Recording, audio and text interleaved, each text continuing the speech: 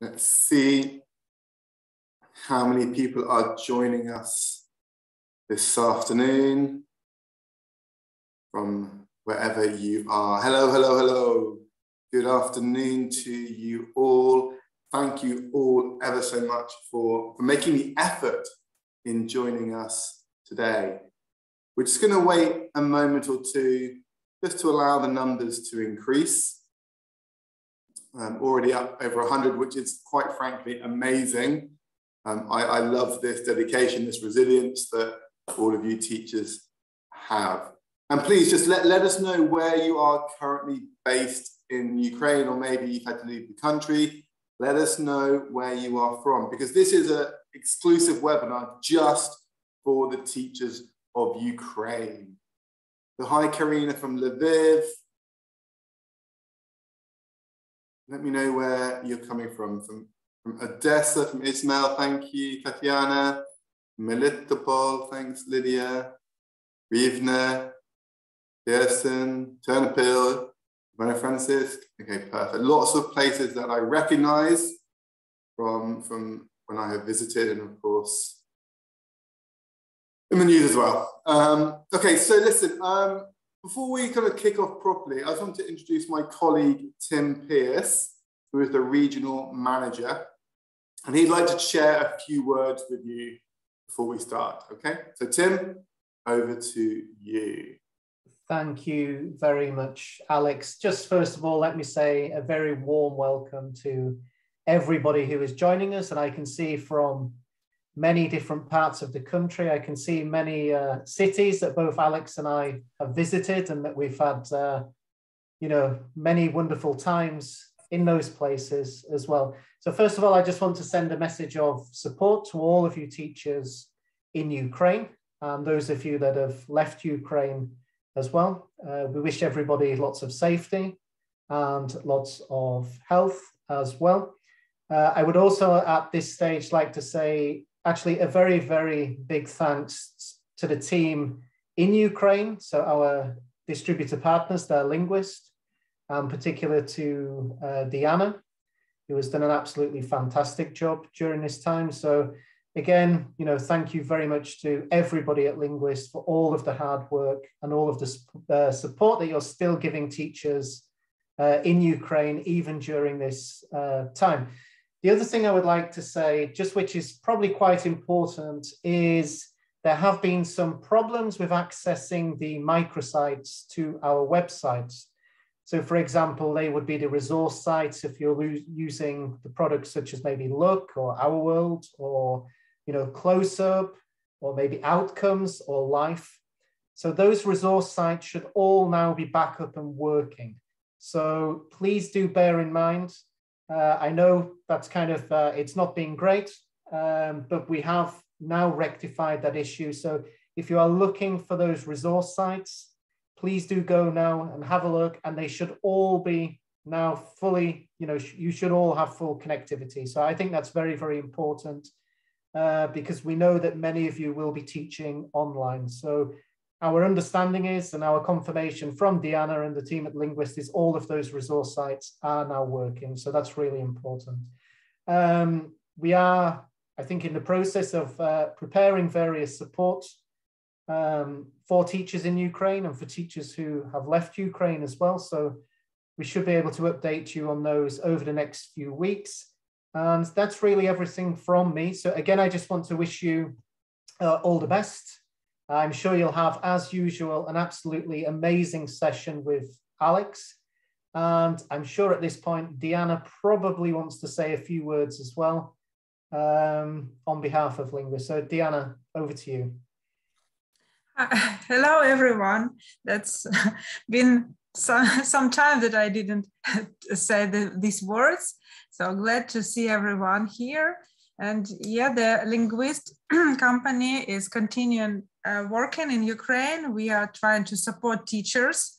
So if you have any questions, if you need any help, please do not hesitate, contact us. The information will be at the end of the webinar. So you will know my email. You can write to me, I will help you to get the access to the material that you didn't, that you don't have now, but you need for your lessons. And also I would like, on behalf of the linguist team, I would like to say thank you to National Geographic Learning that you are with us, that you support us from the first day of this terrible event, and that you are really working hard trying to support every teacher and with great materials. And you really prove that your goal is to bring real world to the classroom, whatever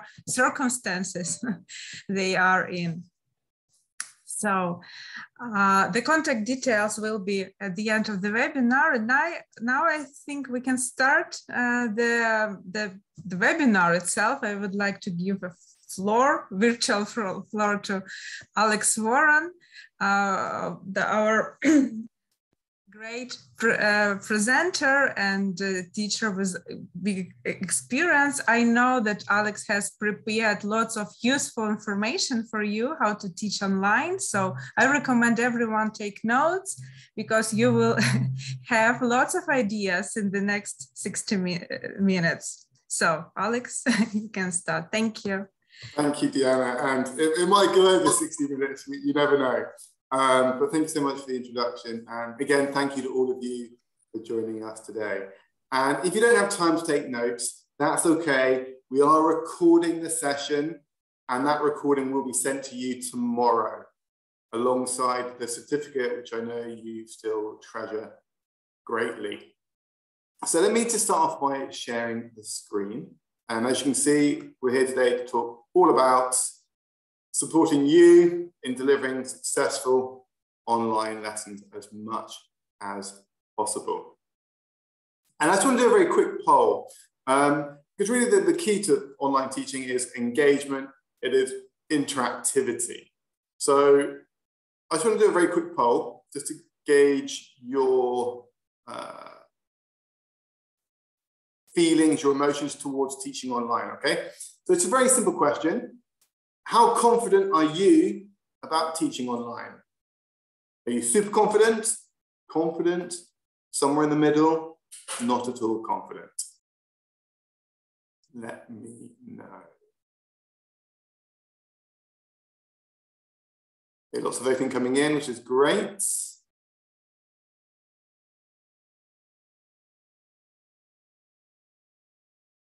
I would say that is pretty much the majority. I mean, another 5 seconds to vote. 5, 4, 3, 2, 1. We've got over 100. I'm going to end the poll. I'm going to share the results. And you can see that the vast majority, well, 47% of us are in the confident, 43% are somewhere in the middle. I think which is fairly common across sort of various regions. And especially given, I suppose, that we've been teaching online due to COVID over the last couple of years. But what I want to try and do during this session, just give you some more ideas, teaching tips to make to give you more confidence and to, deliver better classes. Okay, another quick poll though to just assess the situation is, what for you is the biggest challenge for teaching online? Now for this one, I'm going to give you a couple of options again. So another poll coming your way.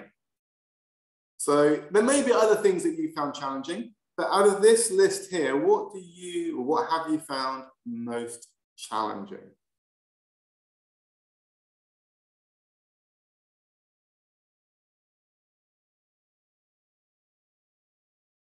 Okay, good, keep voting. That's nearly 80 of you voted already. Another 10 seconds to vote. If you haven't done so already. 5, 4, 3, 2, 1, and end it and share the results. And unsurprisingly, the vast majority, 54% of you have said it's about keeping students interested and engaged. Why am I not surprised?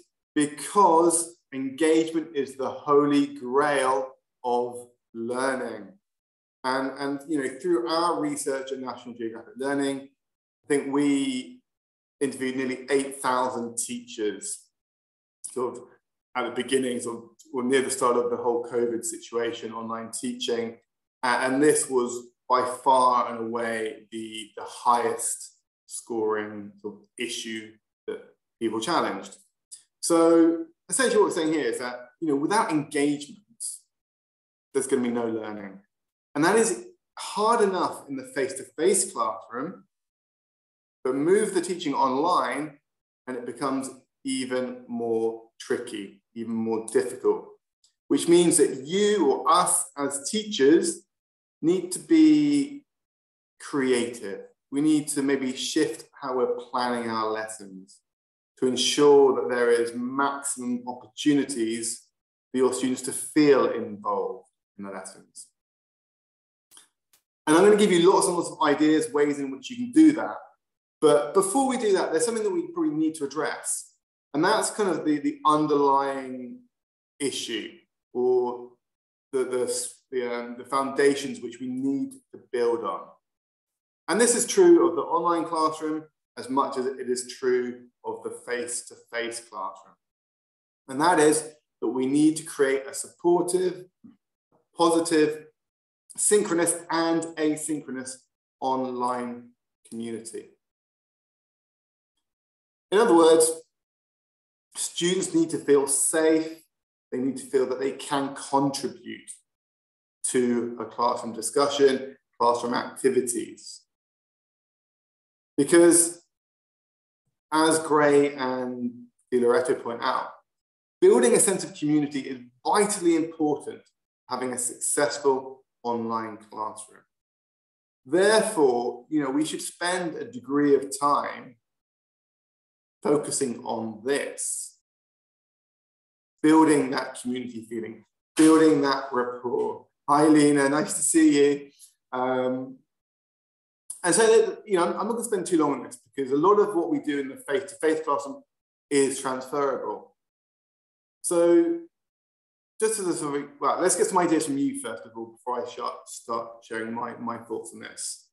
How can you build rapport? How can you build classroom community within your online classroom?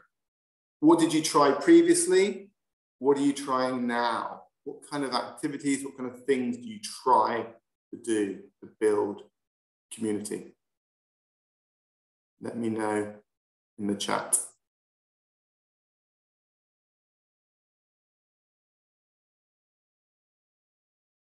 And certainly there's no one answer to this, okay? There's many, many facets. You know, I've got here 7 suggestions, but maybe you cannot do all of them. Maybe there's 1 or 2 that you can try.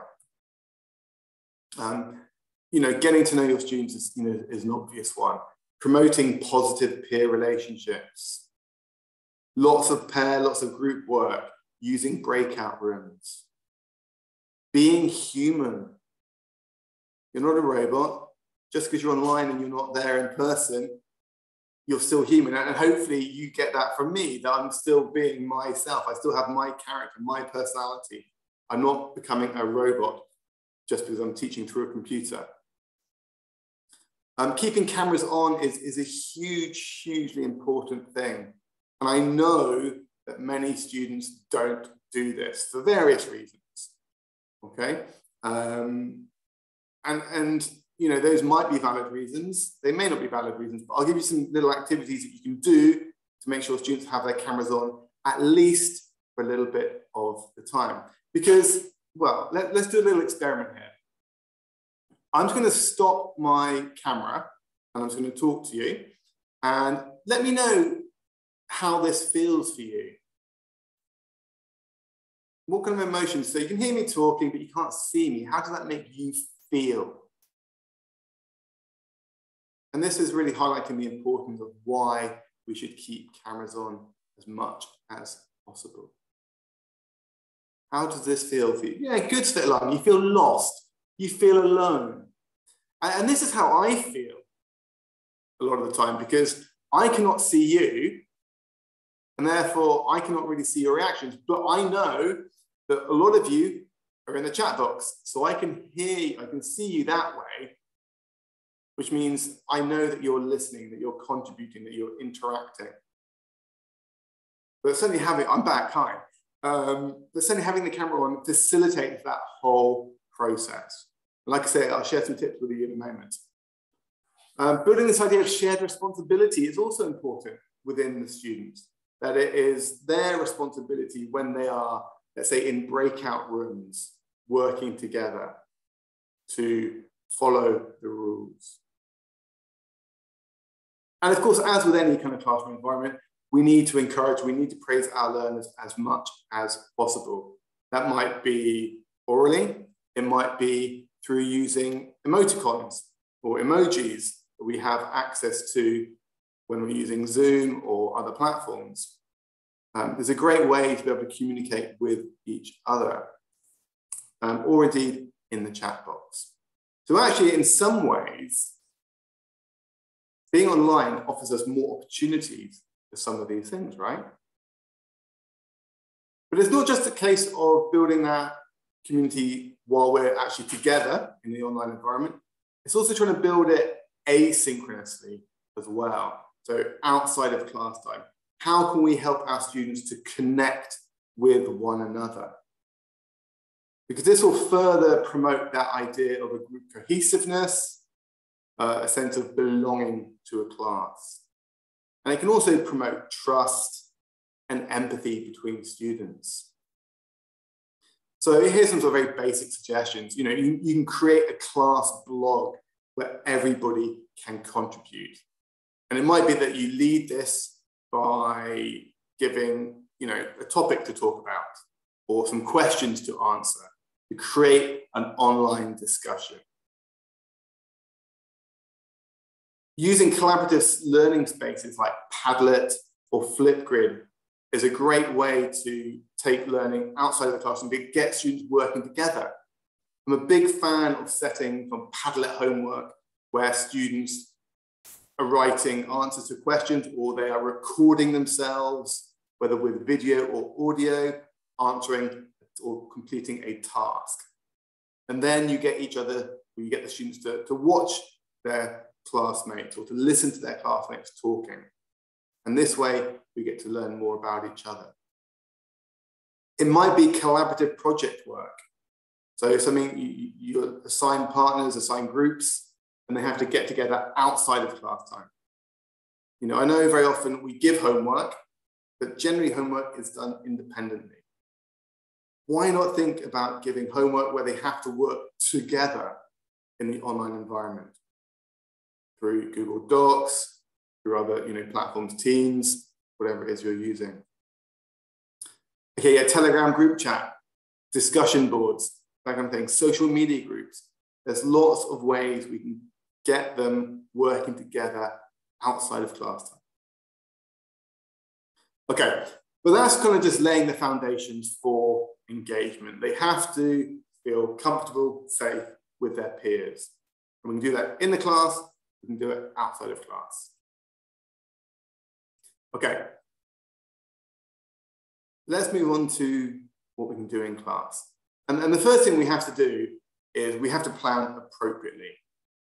Because while there are many similarities between face-to-face lessons and online lessons, there are also lots of differences too, as we know, as we've experienced. And certainly, you know, teaching online from course books that are designed to be taught face-to-face can be really challenging. We cannot now just teach the course book because it doesn't necessarily work as well in the online environment where we have to keep things snappy, even snappier than when we are in the classroom. There's that old adage where an activity should only ever be as long as the oldest student.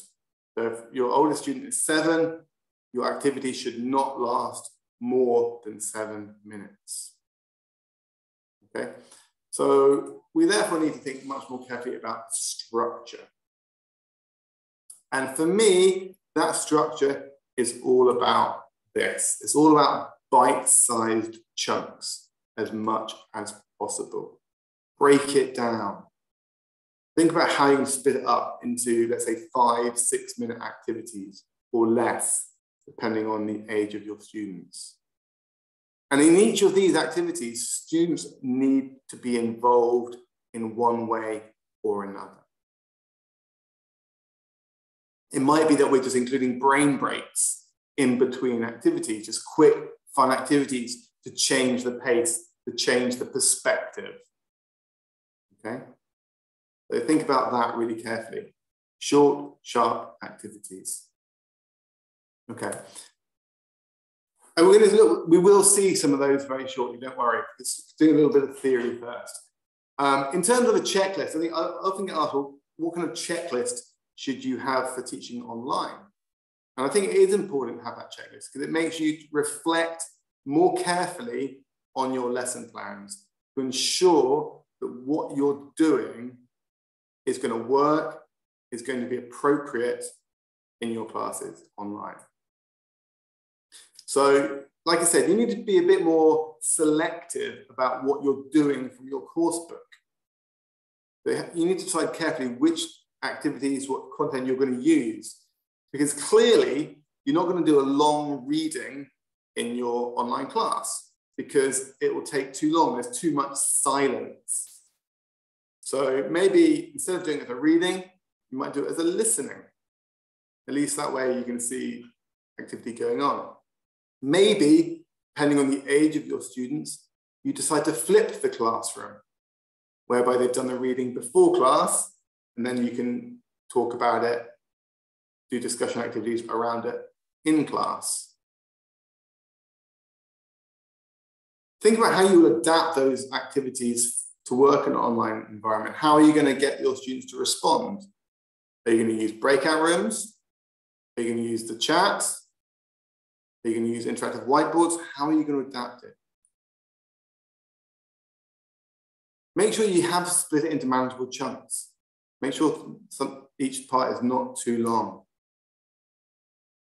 Of course, how will you present this new material or the content of your lessons? You know, what platform are you going to use? Are you using Teams? Are you using Zoom?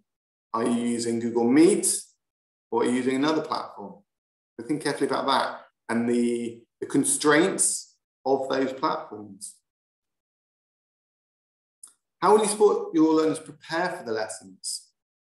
So what content will you give them pre-lesson? And how will you do that? What platforms will you use? Have you decided who your learners will interact with during the lesson? Because you can't just say work with the person next to you, can you? That's impossible in the online classroom. So wherever possible, you need to try and set up groups, set up pairs before class. Have you decided how and when you're going to keep your students actively involved? That should come within the planning section anyway. Do you know how you'll check your learners' answers? There are many ways in which you can do this, but be very clear in your mind what or how you're going to do this. Do you know which different resources you'll use? Have you got them ready to share? So if you're sharing documents, PDFs, Word documents, are they ready to share? Rather than having to sort of look around for them and waste time. Do you have a plan B? And how will you support your learners after the lesson? What platform will you use? And then arguably, I think maybe not the most important, but the one that has most options is this. What digital tools will you use? How are you going to integrate them into your lessons? There's lots of questions, lots of things you need to think about even before you started teaching. And one of those is specifically, you know, the functions that you have in your video conferencing platform. So thinking about Zoom, thinking about Teams, thinking about Google Meet, what tools do you have at your disposal to help you teach successfully online? Let me know in the chat box. What functionality do these, like for example, I think Zoom is the most popular one. I'm talking to Deanna. Okay, so Zoom's coming through, they're great. But what functions do they have? Okay, good, Anastasia, breakout rooms.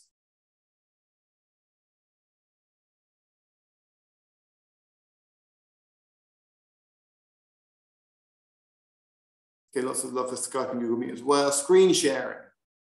Good.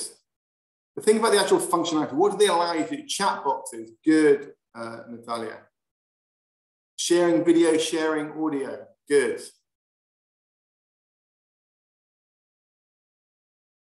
I mean, this is the list just from using Zoom that you have. You've got the camera, you've got breakout rooms, Chatbox, screen sharing. My favorite thing ever on Zoom are the annotation tools. And I only wish that Teams had them as well. You've got the reaction buttons.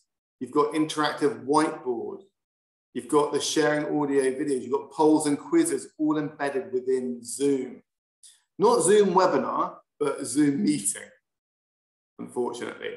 Because otherwise I'd get you doing lots of funky stuff on my screen. So we've got lots of tools available to us, but how can we use these tools to increase engagement with our students? Okay, that's the big question. How can we use them? So look, let's look at a couple of them first of all. Let's start with the camera, okay? As we've already said, generally speaking, students don't like having their cameras on for whatever reason. Maybe it's because they don't want people to see their homes, maybe because of bandwidth issues, internet issues, whatever it might be. That's fine. They don't have to have them on the whole class, but they do need to have them on at certain points of the class. And for me, whenever I'm doing, well, first of all, at the beginning of the lesson, I make sure that we have everybody on screen. The gallery view is so important. So we can all say hi to everybody at the beginning of the lesson. Just like we saw just now when I turned it off, you feel lost, you feel alien, you feel alone. We don't want that experience. So we have to have them on at the beginning of the lesson. When they're doing activities on their own, that's fine. I don't mind that so much. But when we're on gallery view, and I'm not screen sharing, it's important we see everybody. And it might be that I have gallery view 3 or 4 times during the lesson. At the beginning, maybe when I'm doing feedback during the lesson, and again at the end of the lesson. But we still need to give them a reason to have their camera on. So, a couple of things we can do. When we're checking answers to questions, something I like to get my students to do is to hold up their answers to the screen so I can see straight away who's got the answers right or wrong. So for example, if I asked, okay, read the question 1, is it A or B? They'd hold up their bit of paper and they'd see B. Number 2, what's the answer? The question is A, or whatever it might be. It might be vocabulary, it might be spelling. You know, it might be spell the word business. And they write it on a piece of paper. They hold up the screen. We have business. Thank you very much.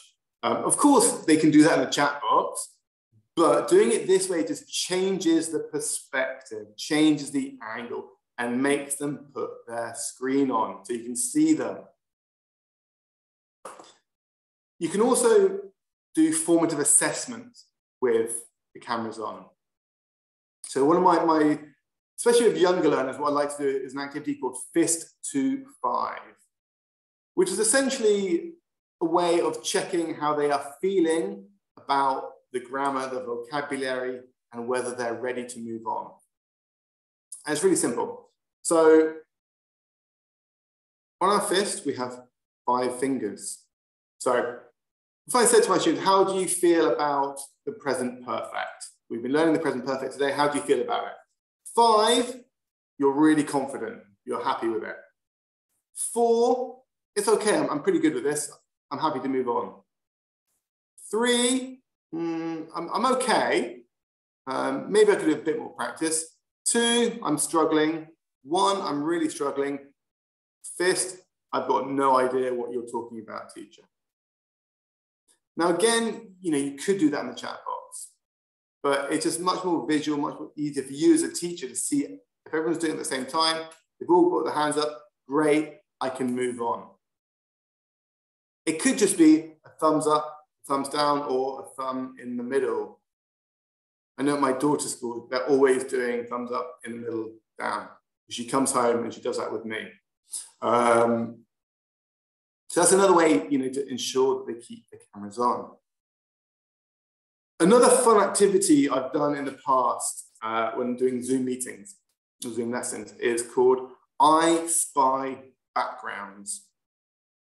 And essentially, you know, this is encouraging people to actually have different backgrounds, right? They don't have to show their house, their bedroom. They can have whatever background they want from the Zoom backgrounds. So you can do a virtual backgrounds that are provided, or they can upload their own photos, up to them. But essentially, the I Spy Backgrounds activity is you ask a question and they have to say who has got that in their background. So let's do an example of this. And of course, this could be great for recycling vocabulary. So here is an image of a Zoom meeting that I found online, and lots of people have different backgrounds. So I'm going to ask you some questions about this, okay? So can someone tell me in the chat box who is in space? Who is in space? Or who's with an astronaut? Can you see? Hopefully it's big enough for you. Yeah, very good, Karina. It is Nick. He's in space. Great job. Can someone tell me who has got a pet peacock? Who's got a pet peacock? Can you find that one? Who's got the pet peacock? Yeah, very good, Karina again. Oksana, it is Sean. Who is by a mountain lake? Who is by a mountain lake? And there may be more than one answer here. Yeah, Brian, I think also Kathleen as well. Okay, got a couple more for you. Who is on a desert island? Who is on a desert island? Yeah, Derek and Christy, very good. Who has got a bridge behind them? Who has got a bridge behind them?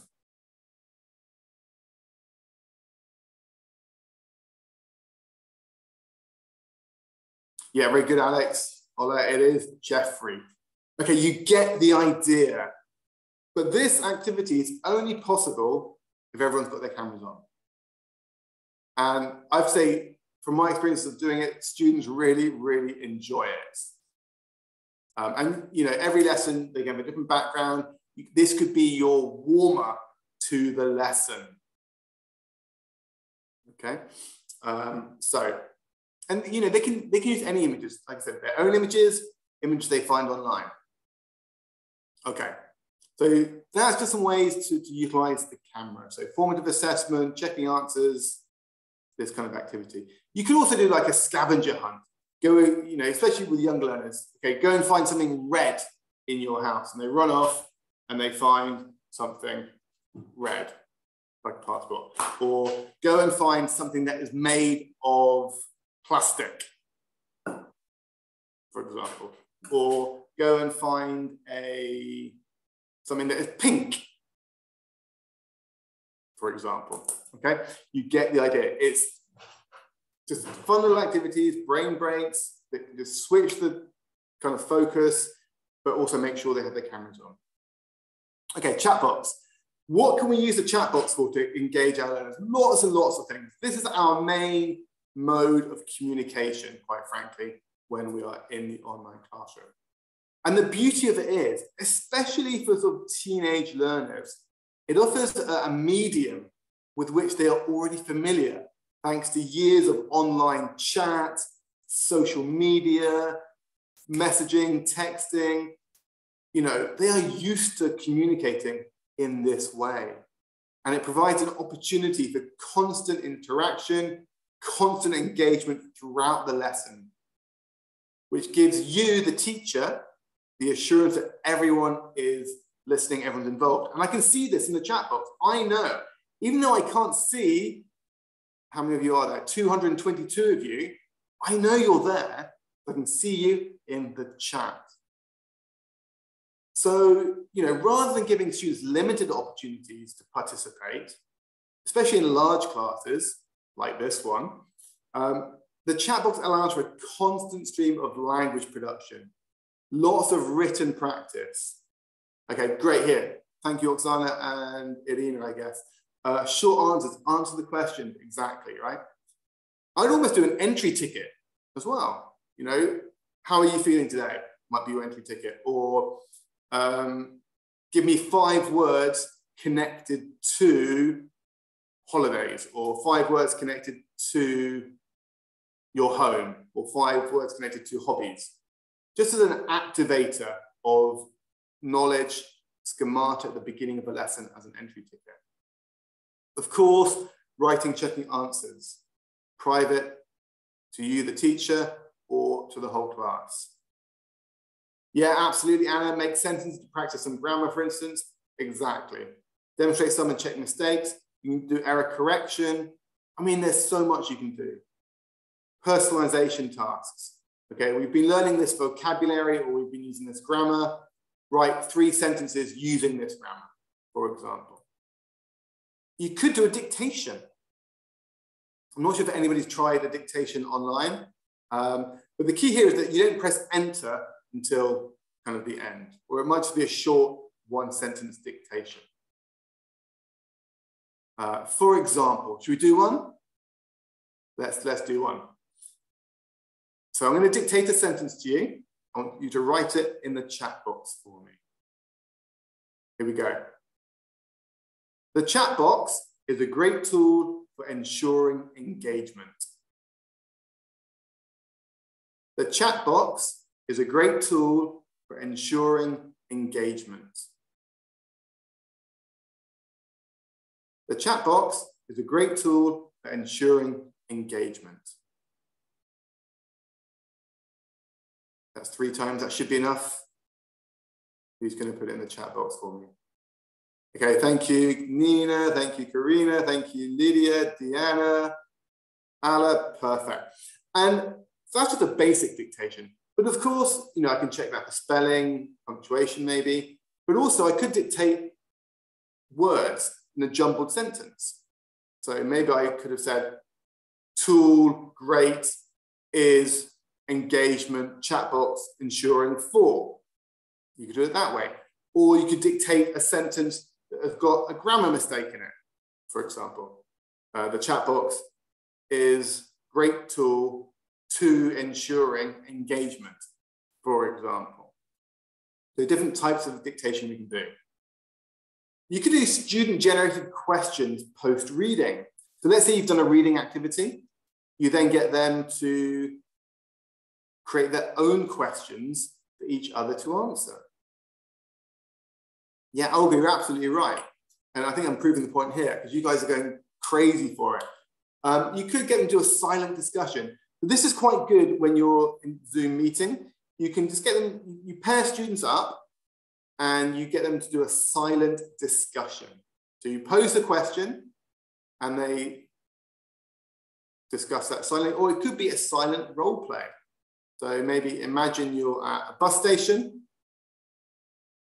One of you is the ticket clerk, one of you is a customer. Have a silent discussion. We talked about formative feedback using the camera. You can do formative feedback in the chat box. So, you have access to lots and lots and lots of emojis.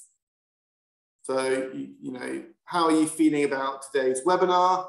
Choose an emoji, pop it in the chat box. Hopefully not that one, but choose an emoji that you think reflects how you're feeling about today's webinar. Oh, thank you, Alexandra. Thank you, Anna. Thank you, Natalia. Thank you, Olga. Thank you, Julia. You get the idea. Instant feedback. It makes me, the teacher, know that I'm on the right track. And students kind of quite like communicating through emojis, right? What else? We did entry tickets. We can do exit tickets as well. You know, tell me 3 things that you learned in today's lesson, for example. And the best thing about the chat box is you can download it, you can archive it. You have a written record of your lesson. That is something you could never have face-to-face. So this is a real advantage of the chat box in an online environment. I just want to share with you one of my favorite activities to do. And it's just very simple, on-the-spot teacher interrogation. What is an on-the-spot teacher interrogation? Well, essentially, I give my students a question prompt, which they can then ask the question from, okay? And it's a really good little brain break activity. Maybe it's a warmer, maybe it's a sort of stirrer in the middle of a lesson. So, for example, I want you to ask me a question starting, what's your favorite? And then I will answer it. So tell me in the chat box. It's got to start, what's your favorite? And I will answer that question.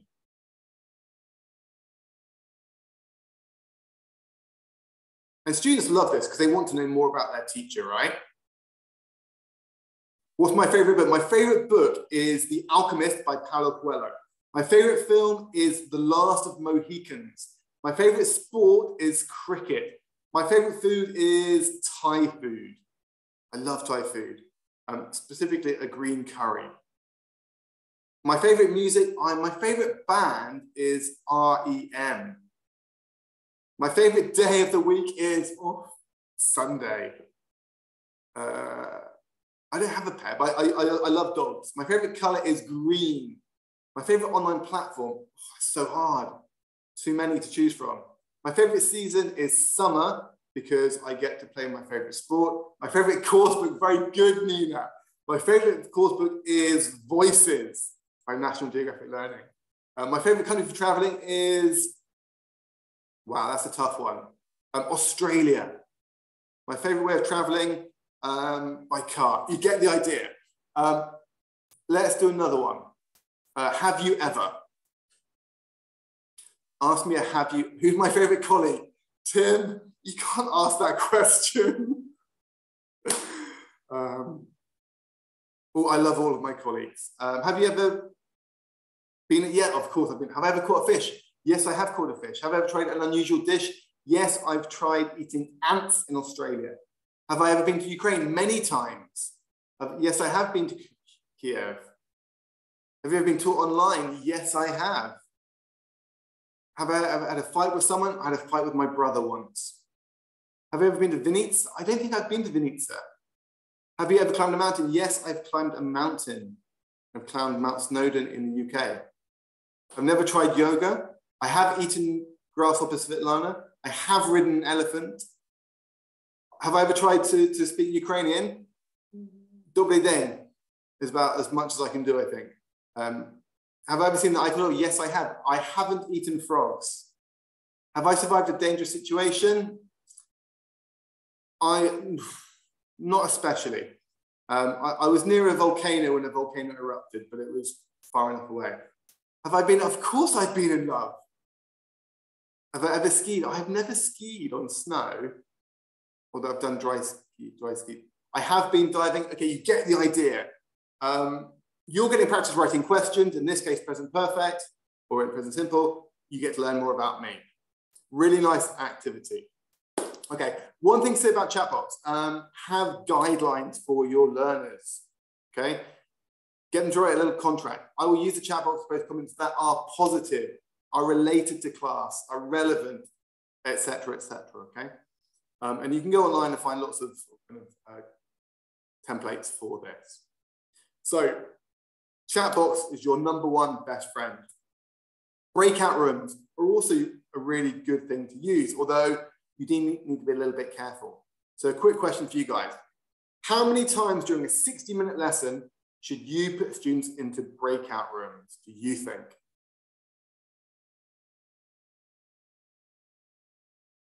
Two times, Lydia, 1 to 2 times? It's going to depend on the age of your learners, first of all. I would say at least 2 times, okay? At least 2 times. But it will depend on the age of your students, but also the level. But also I think it's important to make sure that when you're using breakout rooms, that students know the rules of usage. In other words, get them to sign a contract of what they should and shouldn't be doing in the breakout room. It's not just to mess around. Okay, Oksana, 45 minutes, once is probably okay. But also make sure the instructions are really clear, okay? So before you put them into breakout rooms, put the instructions on the screen. Get them to take a screenshot of it so they have it for reference.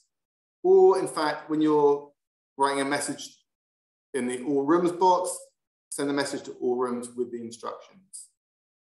But also use things like a success criteria so they know what they have to do to be successful. So in this task, I need to speak for 1 minute. I need to use the present perfect at least 3 times. I need to use at least 3 new words from the lesson. I need to, or I should contract, using present perfect, use contraction. So not I have, but I've, and so on. Okay. But it just gives students that kind of a break away from the main room, change of focus, change of interaction patterns. Okay, the other thing we have, of course, is the interactive whiteboard. Whatever platform we're using, we have one of these. And simple question for you in the chat box. What activities can you do with the interactive, the collaborative whiteboard? What do you already do using them? And for me, the beauty of these is that because they're interactive, because they're collaborative, students love writing on the board. Perfect Anastasia, hangman, of course. Such an easy one to do, and students can do it themselves. They can think of the word, they can be the boss, so to speak. They can be the teacher. Oksana, do you reckon having breakout rooms for a 30-minute lesson? Once. Drawing dictation, repeat new words. You can do a spelling test, get them all to write on the and there rather than the chat box.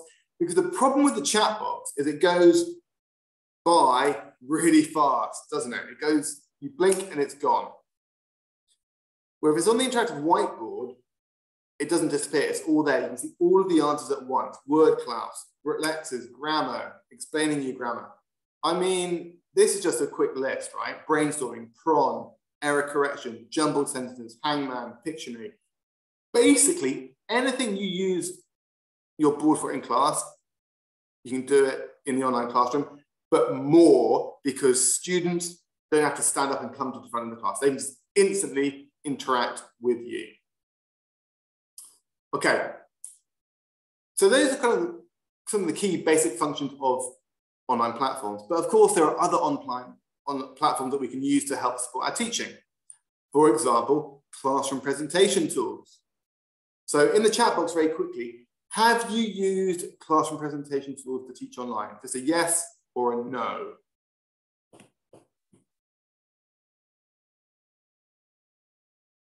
Okay, quite a few no's, quite a few yeses. What I would say is all National Geographic Learning programs come with a classroom presentation tool. So, you know, please do contact Deanna if you are current users of our courses.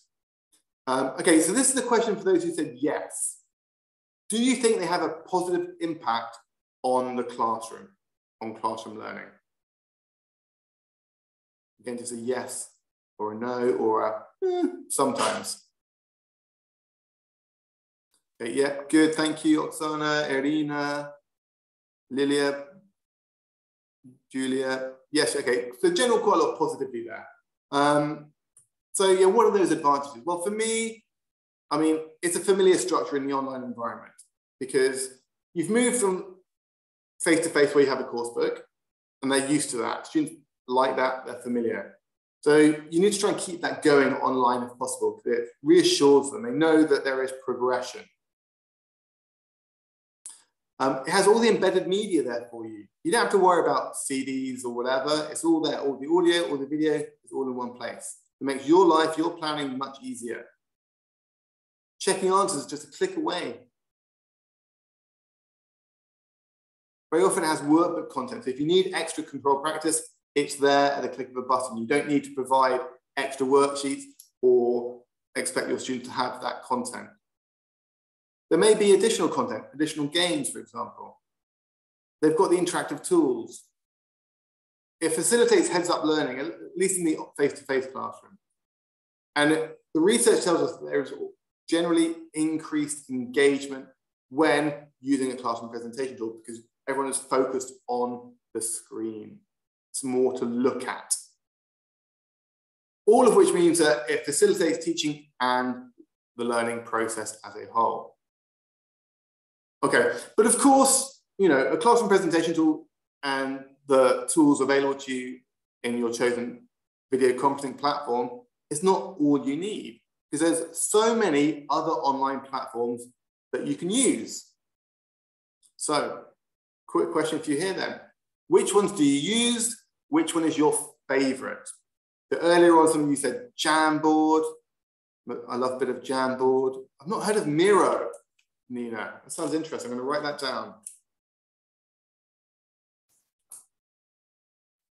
Okay, yeah, Wordwall, Julia. I love Wordwall. Kahoot, of course. Quizzes. Yeah, lots of Jamboard, Wordwall, Padlet. Live Worksheets is really good as well. Moodle as a whole platform. Bamboozle's good. Okay, I mean, there's loads of them out there. Why is my screen not working? There we go. A lot of which you've mentioned. Edpuzzle, Answer Garden, Quizlet, Whiteboard.fi, Canva's good as well. Vockaroo. I mean, there's so much out there. And I can't go through all of them. We don't have time.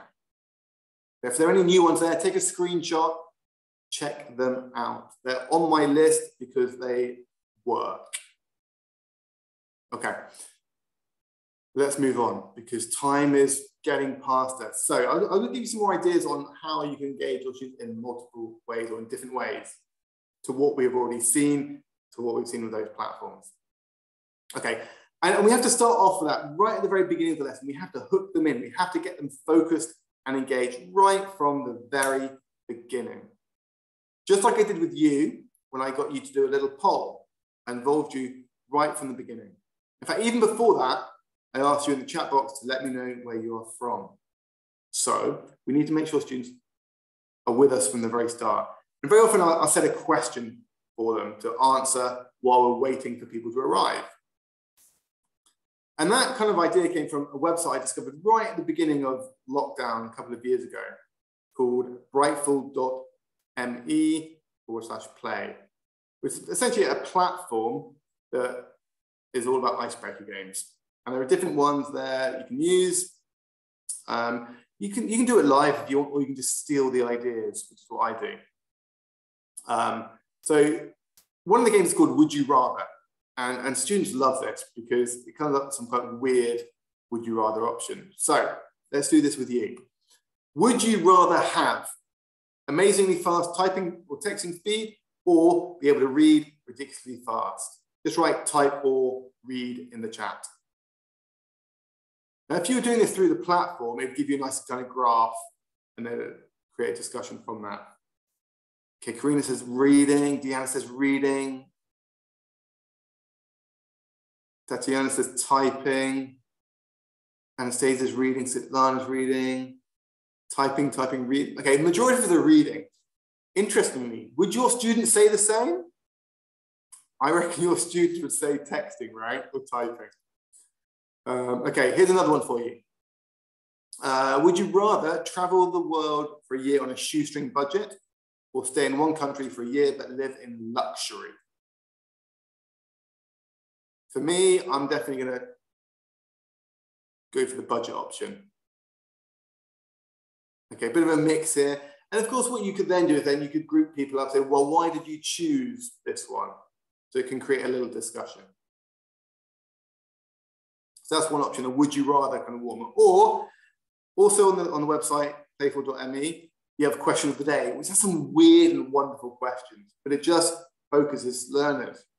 So I'm going to do two with you quickly. In what time period of history would you want to spend a year? For me, I would go back to 5th century Athens and the ancient Greece. So the time of Pericles, Socrates, or 60s for Oksana. Okay, that's yes for Lana, of course. Childhood, ancient Egypt. Before the war, of course, Tanya.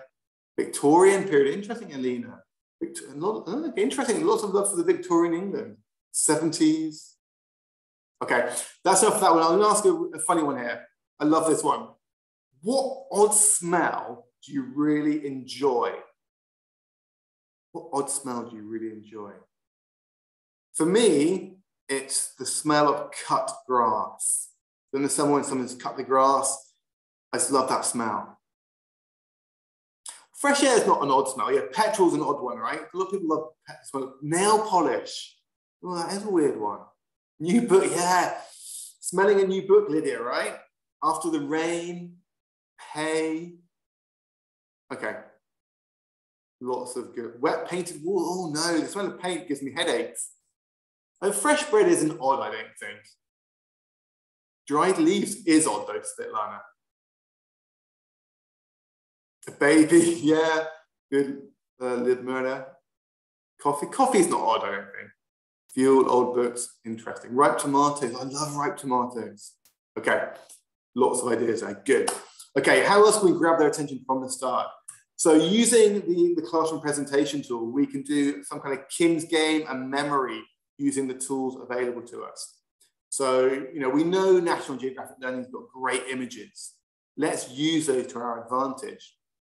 So I would say to my students, okay, we're gonna do this unit all about dinner and food. Look at the picture. Remember as many items as you can. Not just food, but everything, okay? I'll give you a moment just to look at it. Try to remember. Okay, I'm now gonna hide the image from you using the classroom presentation tools. And in the chat box, you're gonna tell me how many things you can remember in the photo. And I'd set a time limit. Tell me in the chat, what can you remember from picture? And literally, this is just a classroom warm-up. Class focus, chopsticks, cans, bottles, cucumbers, plates, bottles, thank you, Irina and Raisa. Asian people, children, glasses, even colors, you know, blue, white, red, tablecloth, lots of food. Be more specific though, I'd say, Tamara. Green t-shirt, glasses, you know, you get the idea. This also works really well in infographics as well, trying to remember details. So here we've got an infographic all about famous writers, writers who've sold the most books in the whole world. So the bigger the name, the more books, or the more books they have sold. Okay, the more books they have sold. Okay, time is up. I'm gonna hide it in 3, 2, 1. Okay. How many authors' names can you remember from the infographic? But also, who was the most translated or the most biggest selling author? Biggest name? Tolstoy, Doyle, yeah, Agatha Christie was #1. She was the most translated. But who else was there? Wilde, Grimm, Anderson, Dickens, Doyle, Shakespeare. Perfect. You get the point. You're engaged, you're focused. Something I like doing with, again, with photographs, using the annotation tools within Zoom specifically. I like my students to label the photograph. So they like this, they like writing on my screen. So I'd share my screen, they'd open up their annotation tools, and I'd ask them to write on the screen as many words, things that they know in the picture. For example, computer games, going to a concert, cooking, swimming. So we can see the actions there, but maybe you're doing specific things like yellow hat, or controller, or red t-shirt, or headphones, pen, pencil, whatever it might be. They just completely cover my picture in their writing. And then I can take that as a screenshot, I can save it, and then I can send it to my learners as evidence of learning. Involvement, involvement, involvement. Okay, other things we can do with photos is my favorite activity. I share this one all the time because I love it so much, but it works well in the online environment as well. I see, I think, I wonder. So in the chat box, I ask my students, okay, tell me all the things that you can see in the photo. So for example, I can see orange seats. I can see people wearing helmets. They do that. I don't want you to do this just yet, by the way. What do you think about the photo? I think they're in a cinema. I think they are having fun. And then I wonder what they're watching. I wonder what they're doing there, and so on. Also, I'm not sure, is this from Whiteboard? I'm not sure. It's not from Whiteboard, no. So let's involve you again quickly, guys. In the chat box, what can you see? What do you think? What do you wonder about this photograph? Write me one sentence for each of them. So one see, one think, one wonder. And as you're doing that, I'm just going to apologize that I'm going to go over time because we did start a little bit late. We were talking at the beginning. So I apologize. You know, feel free to disappear if you want to, but feel free to stay with us as well. I've got another sort of 10 minutes or so to go. I see fish. I think it's amazing. I wonder what though? I wonder what? I see beautiful nature. I see a flying man. I wonder who will cook the fish. Good. I wonder if he catches it. Great question, Deanna. I wonder what it tastes like. I wonder how many fish he catches in one day. I wonder whether he catches it good, Anna. I wonder if he's strong, or I think the man is strong. Okay. But because it's visual, students respond really well to it. Okay. And actually, you know, for the IC section, you could again get your students to label the photograph like we did in the previous activity. And then I think I wonder can come in the chat box. Or alternatively, you could do it on Jamboard, you could do it on Padlet. It could be in class, it could be after class. Up to you how you might want to do that. But you know, these platforms are great for asynchronous as well as synchronous collaboration between your students. Other ways to get your learners involved in the chat box. This is a real chat box activity. Interview the photograph. You know, what questions would you ask the man or the man in the photo? Type them in the chat box. And this is essentially what I call snack writing. All of these activities are snack writing. Short, bite-sized chunks of writing that they can do in class. And you have instant evidence of it in the chat box. It might be you get them to message only you directly. It might be for the whole class, depending on how you want to set it up. But what it does, it makes writing less daunting. It normalizes that process. It reduces any anxiety and develops confidence, as well as making writing fun. Yeah, great. What are you doing? Are you well? Why are you dressed as pandas? Why are you holding TV aerial? Who knows? Okay. What do you intend to catch the signal from? Good, Deanna. The men, I think, Julia. What's happened?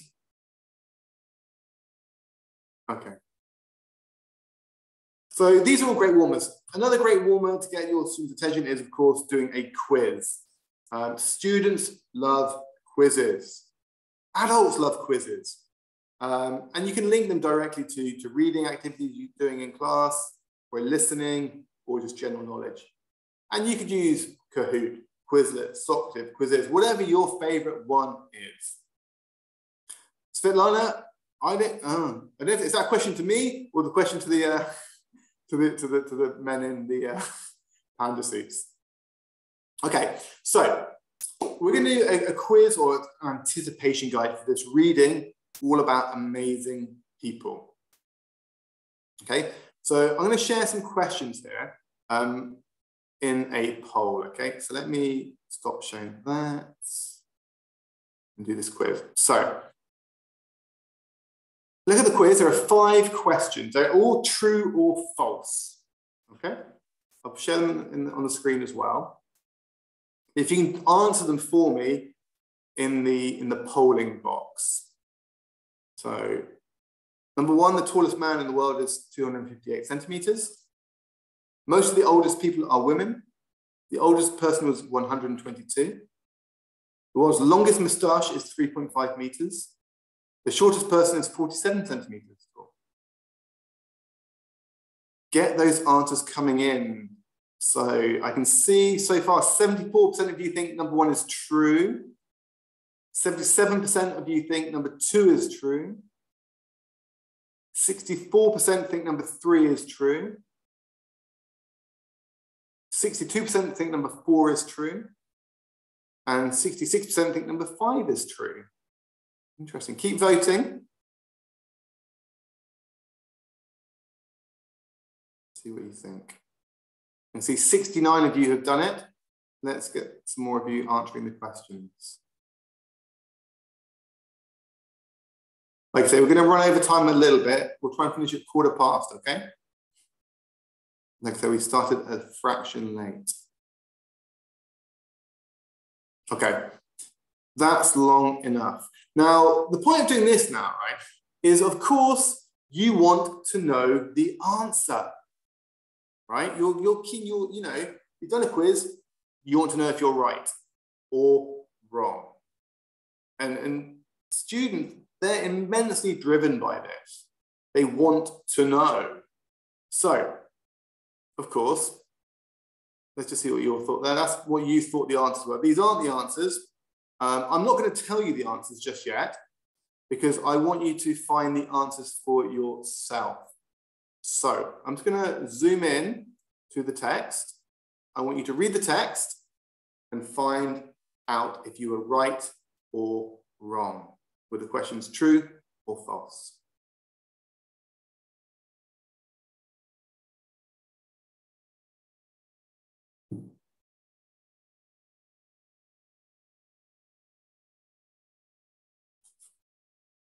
Just give you another moment or two.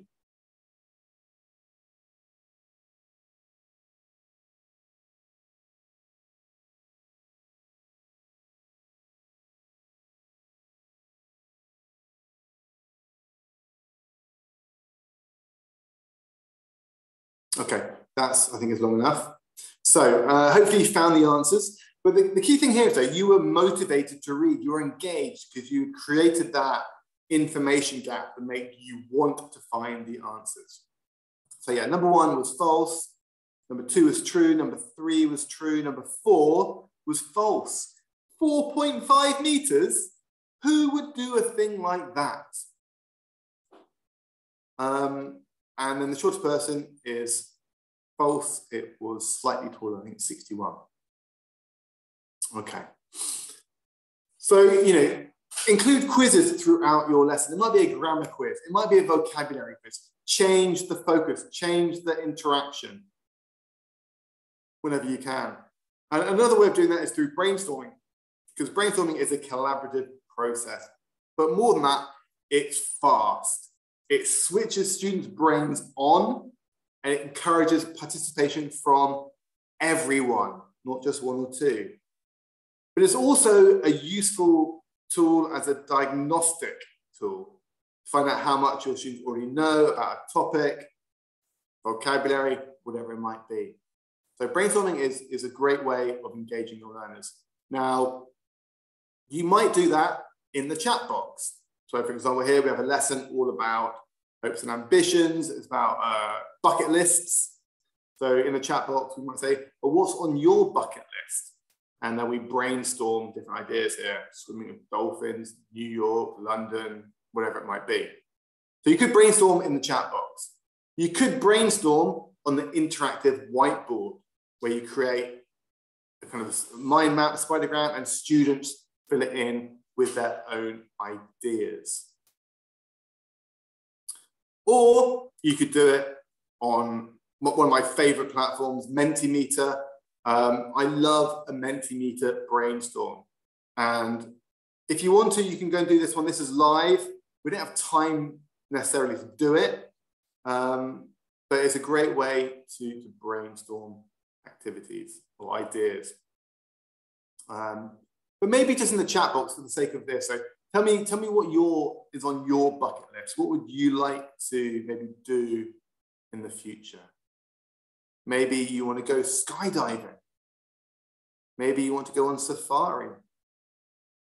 Maybe you want to go diving with sharks or turtles. What's on your bucket list?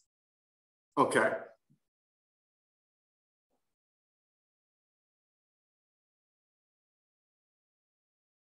Of course, we want to go back home. Definitely, Anna. Okay.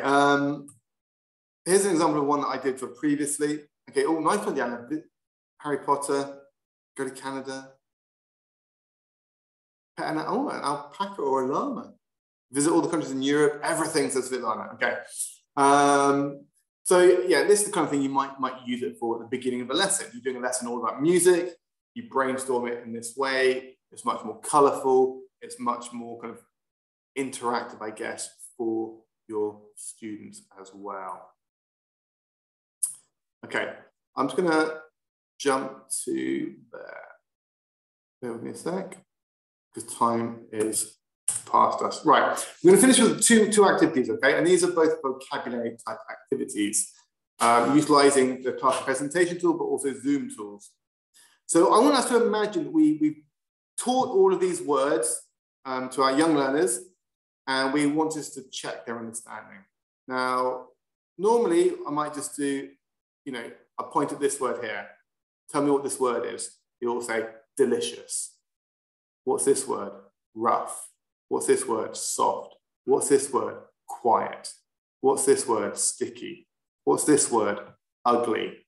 What's this word? Quiet. Okay, I'm gonna hide it. What's this word? Smooth. What's this word? Ugly. What's this word? Hard.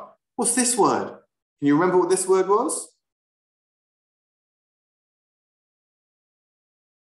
What was that? Can you remember? It was quiet. Okay. And we keep doing that. So what's this word? Smooth, hard, soft, sticky. Can you remember what this one was? You can tell me what this one was here. Ugly. Very good. Smooth, rough, hard, soft, sticky, loud. What was this one up here? So what we call this is a disappearing drill. Was it terrible? It was terrible. And then we slowly disappear all of the words. So they're all gone, and it's a memory game. Yes, it's just a drill, but it's making it more interactive and fun. So tell me, what was this one here? On the left. What's this one? Smooth, good. This one? Ugly, good. This one? Sticky, good, Nina. This one, this was the first one we did, easy to remember. Quiet, thank you, Deanna. And Oksana, Alexandra. And the final one we did up here was this one. Was terrible. Okay, perfect. Good memories, great job. Okay, final task. This is one of my favorite things to do using flashcards. It's called swap, flip, remove. So we've taught all of these words in our lesson, and we want to finish it with a little game. So I get my students to study where they are. Where are each of the different words? And I explain to them I will swap two around, so I'll change two around. I will flip one over, and I will remove one. So I'm going to give you 10 seconds to memorize all of these words. Scared, silly, worry, bored. Memorize, memorize, memorize. Remember where they all are. Okay, I'm going to swap two, flip one, remove one. Tell me in the chat what has changed. You ready? 3, 2, 1, go. So which 2 cards have I flipped? Oh, sorry, swapped. What's swapped? Okay, good. Scared and which scared and what's have been swapped? Scared and happy have been swapped. Flipped. Which one did I flip? Silly, good, Nina. And which one did I remove? Which one's removed? It was hungry, very good. Anna. Check you all right. Perfect. Good job. So just a couple of still quick vocabulary games you can do at the end of the lesson. Or indeed at any point of a lesson to review past vocabulary. So listen, time has gone way over, I apologize, but just bear in mind, develop successful online classes by, remember, develop that supportive, positive online community. Plan appropriately, include having clear goals, variety, bite-sized chunks, how you're going to use the functionality that you have, what tools are you going to use? And then involve your learners in multiple ways, through content, through activities, through programs, through the different tools you have access to.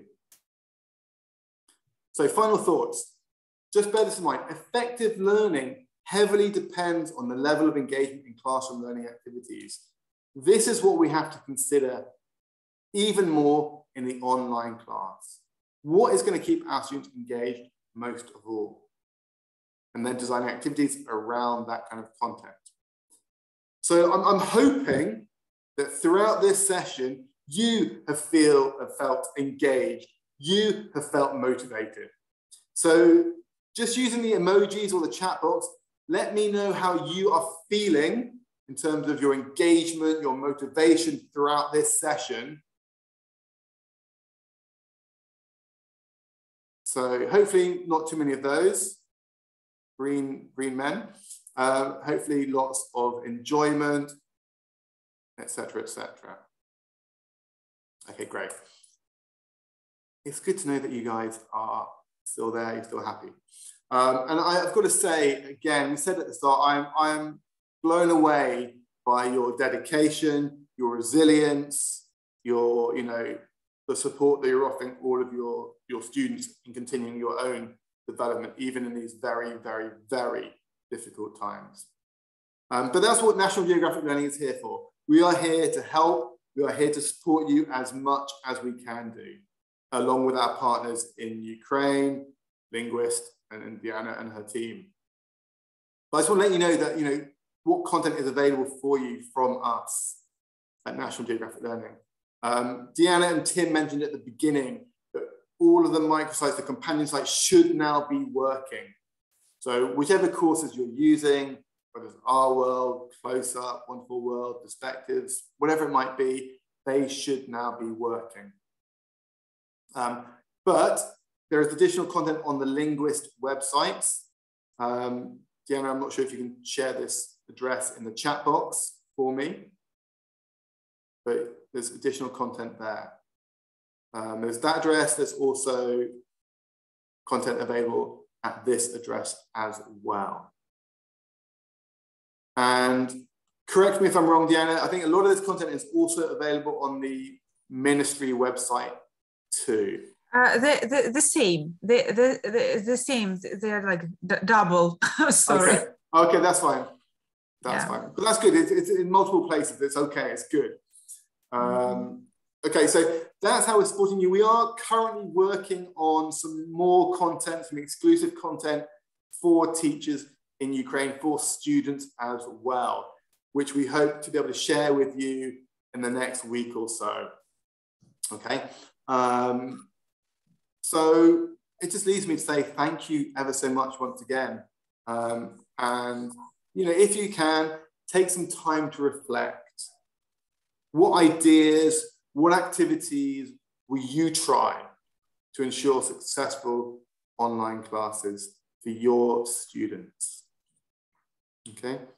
And certainly, if there are any questions, please feel free to pop them in the Q&A box. I'm here at your disposal, and I will answer any questions that you might have. And certainly, Diana, I'm sure if there are any questions that are asked for you, you'd be happy to answer them too. Yeah, sure. There we go, we're back.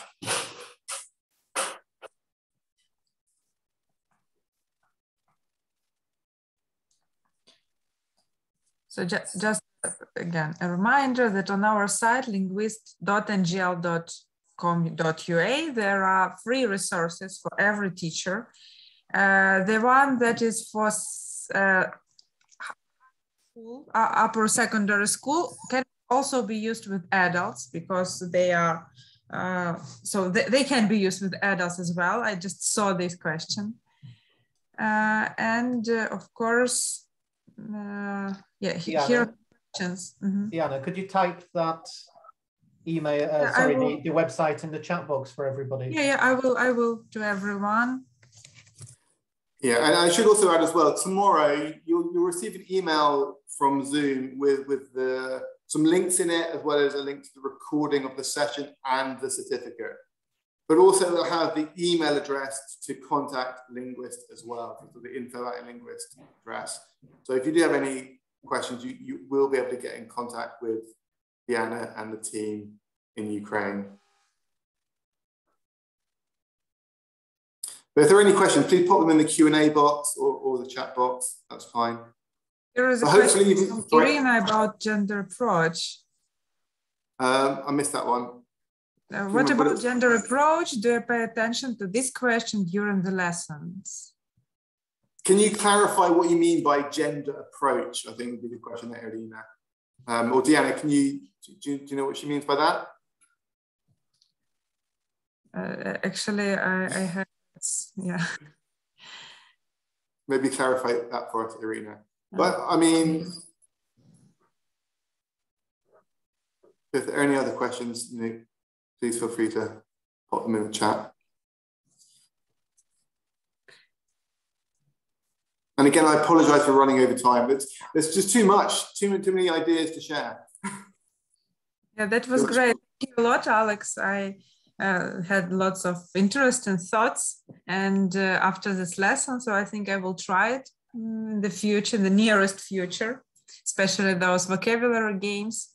And of course, it's really important to interact with students while you're having lessons. Always make them do something. Absolutely. It's going back to the idea of classroom community as well. I think that's all the more important, obviously, given the situation, that they need to know that you're there for them to support and help them as much as possible. Okay. Just a question there, Alex, on autonomous learning. Yeah, is it possible to have a webinar on autonomous learning? Okay, that's so going forwards. I mean, it's possible, yeah, for sure. Just to add to that, we probably do have quite a few webinars already on autonomous learning on that is true. The webinar page, I would think. Yeah, I'm going to put the address in there. So yeah, good question. So if you go to this address, eltngl.com/webinar, there's a huge array of past webinars on various topics, including learner autonomy for young learners, adult learners, and so forth. I also believe there are some blogs on this as well, on the In Focus NGL blog as well. But yeah, I mean, certainly, going forward, we could potentially do one for Ukraine. I can discuss that with Diana at a later date. That's probably actually an interesting question. Just if there's a few people left on the call, what kind of webinars do you think you would find very useful? Could you write in the chat box if there's anything specific that you think you would need support with? What kind of webinars, what kind of topics? Yeah, this webinar is being recorded, in answer to the question there, and the link will be sent to you tomorrow in 24 hours time, along with the link to the certificate. Okay, Julia's asked a question in the Q&A box. What advice can you give about teaching adults? Is there any difference? Honestly, I think the same applies, to be honest with you. We need to keep things as short, snappy as possible. Although, of course, you can do less games. But adults, they still want to have those levels of engagement where they feel that they are contributing, where they are interacting. certainly I would be tempted to use more breakout room opportunities for adult learners because we can trust them more. There's more responsibility there. But the same basic principles apply, yes. So there are some ideas coming through. Yeah. So the teachers are interested in assessment in online classes, teaching young learners, like groups of young learners online. Yeah, something like more specifically for those funny for those segments. Creatures. Yeah, I mean, today we've tried to cover all groups. You know, we try to cover young learners, teens, of young adults. Try to sort of cover as much as possible. 1-2 presentation tools to be demonstrated. By that I mean, you mean Zoom or Teams? Is that what you mean by that? I think it's Tatiana. My reading in Cyrillic is not so great. Tatiana, large groups. Can you specify, please? Academic English. So we have like a wide range of interests. Yeah, this is always what happens. Some other tools. Tatiana says not Zoom, some other tools. Okay. Presentations. Yeah, it's possible, definitely. Okay. Perfect. Well, listen, I think we've taken up more than enough of your time this afternoon. We're now coming to evening time. So, you know, once again, from me, I wish you well, stay safe, stay strong, stay positive. And I dearly hope that I'll be able to see you all again in the not too distant future. Tim, is there anything else you'd like to add?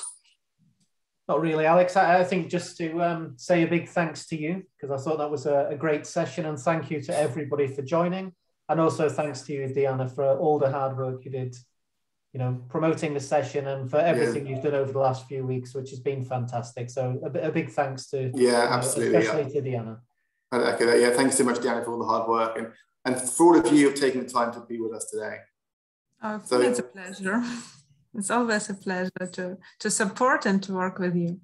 Yeah. Okay, dear colleagues, thank you a lot. I think we can finish the session right now, and as it was promised, we will see each other in not a distant future. So just let's wait for a new announcement.